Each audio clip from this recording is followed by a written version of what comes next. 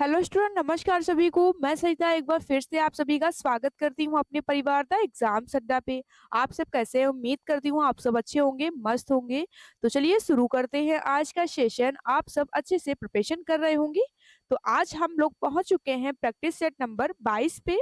तो आइए देखते हैं। पहला प्रश्न है, कौन सी गैस बायोगैस का एक प्रमुख घटक है? ऑप्शन ए हो जाएगा hydrogen, option B CNG, option जी सी हो जाएगा एलपीजी, ऑप्शन डी मीथेन। तो आपको इन चार ऑप्शन में से राइट आंसर बताना है। कौन सी गैस बायोगैस का एक प्रमुख घटक है? तो आइए देखते हैं। हमारा राइट आंसर हो जाएगा option D CH4 methane. Option D right answer हो जाएगा। अगला प्रश्न है, हड़प्पा स्थलों में कांस्य नर्तकी की मूर्ति कहाँ से प्राप्त हुई? Option A Harappa, option B Mohenjodaro, option C हो जाएगा कालीबंगा, ऑप्शन डी इनमें से कोई नहीं। तो आइए देख लेते हैं इसके बारे में कुछ इंपॉर्टेंट पॉइंट। नर्तकी की कांस्य मूर्ति जो मोहनजोदड़ो से प्राप्त हुई थी, सिंध घाटी की सभ्यता का एक रूप मानी जाती है। इसे 2500 ईसा पूर्व के आसपास बनाया गया होगा। तो आइए देखते हैं। राइट आंसर हमारा हो जाएगा ऑप्शन बी मोहनजोदड़ो। नेक्स्ट, चौथी बौद्ध संगीत का आयोजन किसके शासनकाल में हुआ था? Option A Kanishka, option B Ashok, option C Harshvardhan, option D हो जाएगा समुद्रगुप्त। तो आपको इन चार ऑप्शन में से राइट आंसर बताना है। आइए हम देख लेते हैं बौद्ध संगीत के बारे में कुछ इंपॉर्टेंट पॉइंट। प्रथम बौद्ध संगीत अजात शत्रु के काल में हुई थी और द्वितीय बौद्ध संगीत कालाशोक के शासनकाल में तथा चतुर्बौद्ध संगीत कनिष्क के शासनकाल में संपन्न हुई थी। तो राइट आंसर हमारा हो जाएगा Kanishka, option A right answer हो जाएगा। अगला प्रश्न है, खनिज तेल व कोयला किन चट्टानों में पाया जाता है? ऑप्शन ए अवसादी, ऑप्शन बी हो जाएगा अग्नेय, ऑप्शन सी कार्ययंत्रित, ऑप्शन डी इनमें से सभी। तो आपको इन चार ऑप्शन में से राइट आंसर बताना है। खनिज तेल व कोयला किन चट्टानों में पाया जाता है? तो आइए देख लेते हैं अवसादी चट्टानों के बारे में कुछ इंपॉर्टेंट पॉइंट। अवसादी चट्टानों में लौह अयस्क, फास्फेट, कोयला और सीमेंट बनाने की चट्टानों में पाया जाता है। तो आइए देख लेते हैं खनिज तेल व कोयला किन चट्टानों में पाया जाता है। तो ये पाया जाता है अवसादी चट्टानों में। ऑप्शन ए राइट आंसर हो जाएगा। तो चलते हैं अगले प्रश्न की ओर। अगला प्रश्न है हमारा, जीएसटी या वस्तु एवं सेवा कर परिषद की अध्यक्ष नियमित में से कौन हो निम्नलिखित में से कौन है? तो चलिए देख लेते हैं। ऑप्शन ए केंद्रीय वित्त मंत्री, ऑप्शन बी मुख्य कैबिनेट सचिव, ऑप्शन सी हो जाएगा केंद्रीय वित्त सचिव, ऑप्शन डी भारत के प्रधानमंत्री। तो आपको इन चार ऑप्शन में से राइट आंसर बताना है। तो आइए देख लेते हैं जीएसटी के बारे में कुछ इंपॉर्टेंट पॉइंट। जीएसटी को 101वें संविधान संशोधन अधिनियम 2016 के रूप में अधिनियमित किया गया था। वर्तमान में केंद्रीय वित्त मंत्री निर्मला सीतारमण जीएसटी परिषद की अध्यक्ष हैं। तो आइए देख लेते हैं। राइट आंसर हमारा हो जाएगा ऑप्शन ए केंद्रीय वित्त मंत्री। ऑप्शन ए वाले बच्चे बिल्कुल करेक्ट हो जाएंगे। अगला प्रश्न है, भूकंप की तीव्रता मापने के लिए किसका प्रयोग किया जाता है? Option A seismograph, option B Richter scale, option C anemometer, option D हो जाएगा ताप सेंसर। तो आपको इन चार ऑप्शन में से राइट आंसर बताना है। तो आइए देख लेते हैं पहले हम कुछ इंपॉर्टेंट पॉइंट। भूकंप की तीव्रता मापने के लिए रिएक्टर स्केल का प्रयोग किया जाता है, जबकि हवा की गति मापने के लिए एनीमोमीटर और जल की सतह पर तेल की उपस्थिति ज्ञात करने के लिए किसका प्रयोग किया जाता है? तो ये किया जाता है ग्रेविमीटर का प्रयोग किया जाता है।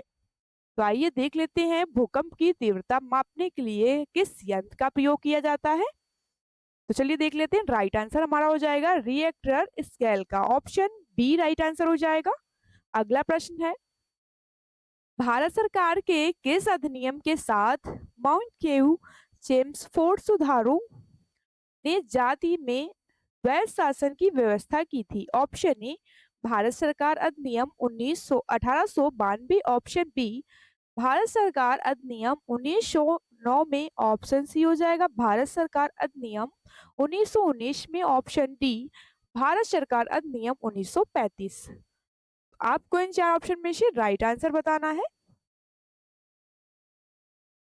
तो देखते हैं, राइट आंसर हमारा हो जाएगा भारत सरकार अधिनियम 1919 में, ऑप्शन सी राइट आंसर हो जाएगा। नेक्स्ट, हीराकुंड बांध किस नदी पर बनाया गया? Option A Sabarmati, option B Mahanadi, option C Godavari, option D Krishna. तो आपको इन चार ऑप्शन में से राइट आंसर बताना है कि हीराकुंड बांध किस नदी पर बनाया गया है। तो आइए देख लेते हैं हीराकुंड बांध के बारे में कुछ फैक्ट। हीराकुंड बांध उड़ीसा में संबलपुर नगर में महानदी पर बना है। ये भारत का सबसे लंबा बांध है, जिसकी कुल लंबाई 25.8 किलोमीटर है। तो आइए देखते हैं हीराकुंड बांध किस नदी पर बना हुआ है। तो ये बना हुआ है महानदी पर, जो कि उड़ीसा राज्य में स्थित है। ऑप्शन बी राइट आंसर हो जाएगा। अगला प्रश्न है, राज्य की कार्यपालिका का प्रमुख कौन होता है? ऑप्शन ए मुख्यमंत्री, ऑप्शन बी विधानसभा अध्यक्ष, ऑप्शन सी हो जाएगा राज्यपाल, ऑप्शन डी इनमें से कोई नहीं। तो आपको इन चार ऑप्शन में से राइट आंसर बताना है, राज्य की कार्यपालिका का प्रमुख कौन होता है। तो आइए देखते हैं, राइट आंसर हमारा हो जाएगा ऑप्शन सी राज्यपाल। राज्य की कार्यपालिका का प्रधान राज्यपाल होता है, जबकि वास्तविक प्रधान मुख्यमंत्री होता है। नेक्स्ट, अनुप्रस्थ तरंगे किस माध्यम में उत्पन्न की जा सकती हैं? ऑप्शन ए सिर्फ गैस में, ऑप्शन बी सिर्फ ठोस में, ऑप्शन सी सिर्फ द्रव में, ऑप्शन डी हो जाएगा इन तीनों में। तो आपको इन चार ऑप्शन में से राइट आंसर बताना है, अनुप्रस्थ तरंगे किस माध्यम में उत्पन्न की जा सकती हैं। तो ये हो जाएगा राइट आंसर सिर्फ द्रव में, ऑप्शन सी राइट आंसर हो जाएगा। नेक्स्ट, मलेशिया की राजधानी कहाँ है? Option A Kuala Lumpur, option B Manila, option C Tehran, option D Ankara. तो आपको इन चार ऑप्शन में से राइट आंसर बताना है। आइए देख लेते हैं मलेशिया के बारे में। मलेशिया दक्षिण पूर्व एशिया में स्थित एक देश है। ये भूमध्य रेखा के ठीक उत्तर में स्थित है। तो आइए देख लेते हैं मलेशिया की राजधानी कहाँ है। तो ये हो जाएगी Kuala Lumpur, option A right answer हो जाएगा। अगला प्रश्न है, विश्व जल दिवस किस दिन मनाया जाता है? Option A 22 March, option B 22 April, option C 24 मई, ऑप्शन डी 21 मई। तो आपको इन चार ऑप्शन में से राइट आंसर बताना है, विश्व जल दिवस किस दिन मनाया जाता है। तो ये मनाया जाता है 22 मार्च को, ऑप्शन ए राइट आंसर हो जाएगा। अगला प्रश्न है, चंद्रगुप्त द्वितीय को और किस नाम से जाना जाता था? Option A Vikramaditya, option B Ramagupta, option C Samudragupta, option D Harshvardhan. तो आपको इन चार ऑप्शन में से राइट आंसर बताना है, चंद्रगुप्त द्वितीय को और किस नाम से जाना जाता है। तो आइए देख लेते हैं चंद्रगुप्त द्वितीय के बारे में कुछ फैक्ट। चंद्रगुप्त द्वितीय को विक्रमादित्य के नाम से भी जाना जाता था। विक्रमादित्य के दरबार में रहने वाले प्रमुख विद्वान धर्मति, बृहस्पति तथा कालिदास थे। तो आइए देख लेते हैं चंद्रगुप्त द्वितीय को और किस नाम से जाना जाता है। तो विक्रमादित्य के नाम से जाना जाता है, ऑप्शन ए राइट आंसर हो जाएगा। अगला प्रश्न है, गीत गोविंद के लेखक कौन थे? Option A Jayadev, option B हो जाएगा Kalhan, option C Kalidas, option D Raja Rao. तो आपको इन चार विकल्प में से राइट आंसर बताना है, गीत गोविंद के लेखक कौन थे। तो आइए देख लेते हैं गीत गोविंद के बारे में। गीत गोविंद के लेखक जयदेव थे। ये सेन वंश के शासक लक्ष्मण सेन की राज्यसभा से संबंधित थे। तो राइट आंसर हमारा हो जाएगा ऑप्शन ए जयदेव।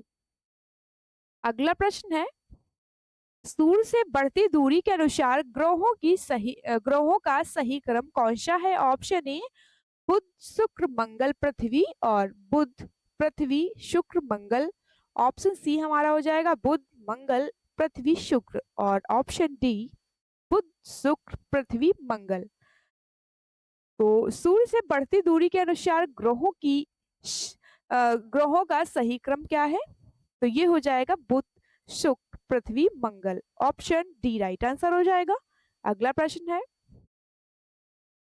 प्रतिचक्रवात की विशेषता है। ऑप्शन ए तापमान में वृद्धि, ऑप्शन बी तेज दृष्टि, ऑप्शन सी तेज पवन, ऑप्शन डी हो जाएगा स्पष्ट आकाश। तो आइए देख लेते हैं कुछ फैक्ट। प्रतिचक्रवात की प्राकृतिक तथा विशेषताएं चक्रवात से पूर्णतः विपरीत होती हैं। इसके केंद्र में उच्च वायुदाब का क्षेत्र होता है। तो आइए देखते हैं प्रतिचक्रवात की विशेषता क्या है। तो यह हो जाएगी स्पष्ट आकाश, ऑप्शन डी राइट आंसर हो जाएगा। अगला प्रश्न है, जिस अनुच्छेद के द्वारा 6 से 14 वर्ष की आयु के बच्चों को निशुल्क और अनिवार्य शिक्षा का अधिकार दिया गया है। ऑप्शन ए अनुच्छेद 20, ऑप्शन बी हो जाएगा अनुच्छेद 22, ऑप्शन सी अनुच्छेद 21, ऑप्शन डी हो जाएगा अनुच्छेद 21 ए। तो आपको इन चार ऑप्शन में से राइट आंसर बताना है। तो आइए देख लेते हैं आर्टिकल 21 ए के बारे में कुछ फैक्ट। अनुच्छेद 21 ए में 6 से 14 वर्ष की आयु के बच्चों के लिए निशुल्क और अनिवार्य शिक्षा का प्रावधान है। तो आइए देख लेते हैं राइट आंसर हमारा हो जाएगा अनुच्छेद 21 ए, ऑप्शन डी राइट आंसर हो जाएगा। अगला प्रश्न है, घड़ियाल प्रोजेक्ट किस नदी में पाए जाते हैं। Option A Ganga, option B Chambal, option C Mahanadi, option D Narmada. तो आइए हम बात करते हैं चंबल नदी के बारे में। चंबल नदी मध्य भारत में घड़ियालों की सबसे प्रमुख नदी है। इसकी सहायक नदी सिंधी, काली सिंध और पार्वती है। तो आइए देख लेते हैं घड़ियाल प्रोजेक्ट किस नदी में पाए जाते हैं। तो ये पाए जाते हैं चंबल नदी में। ऑप्शन बी वाले बच्चे बिल्कुल करेक्ट हो जाएंगे। अगला प्रश्न है, भूटान देश की राजधानी व मुद्रा कौन सी है। Option A Thimphu, Ngultrum, option B हो जाएगा Tokyo, yen, option C Manila, peso, option D हो जाएगा इनमें से कोई नहीं। तो आपको इन चार ऑप्शन में से राइट आंसर बताना है। भूटान देश की राजधानी व मुद्रा कौन सी है। तो आइए देखते हैं राइट आंसर हमारा हो जाएगा ऑप्शन ए थिम्पू। अगला प्रश्न है, गायत्री मंत्र का उल्लेख किस वेद में है। Option A Yajurveda, option B Samaveda, option C हो जाएगा अथर्ववेद, ऑप्शन डी ऋग्वेद।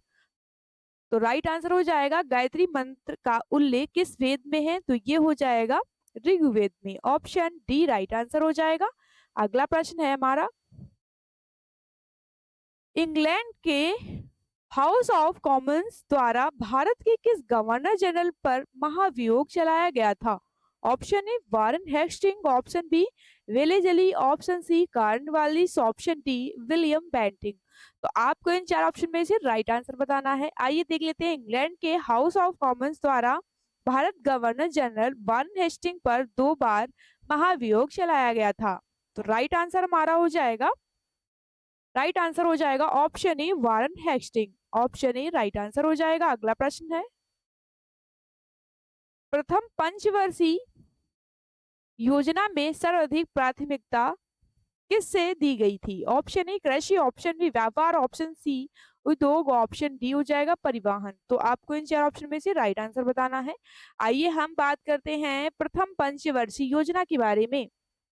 प्रथम पंचवर्षीय योजना 1951 से 1956 हेरोल्ड डोमर मॉडल पर आधारित थी और इसमें प्राथमिक क्षेत्र कृषि का प्राथमिकता दी गई थी। ऑप्शन ए राइट आंसर हो जाएगा। अगला प्रश्न है, निम्नलिखित में से कौन से अनुच्छेद में समानता का अधिकार प्रदान किया गया। Option A article 14, option B article 20 और ऑप्शन सी हो जाएगा आर्टिकल 19, ऑप्शन डी आर्टिकल 18। तो आपको इन चार ऑप्शन में से राइट आंसर बताना है, किस अनुच्छेद में समानता का अधिकार प्रदान किया गया है।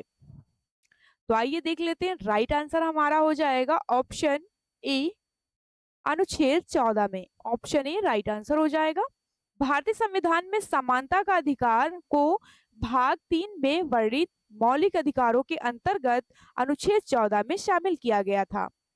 अनुच्छेद 14 से 18 तक समानता से संबंधित है।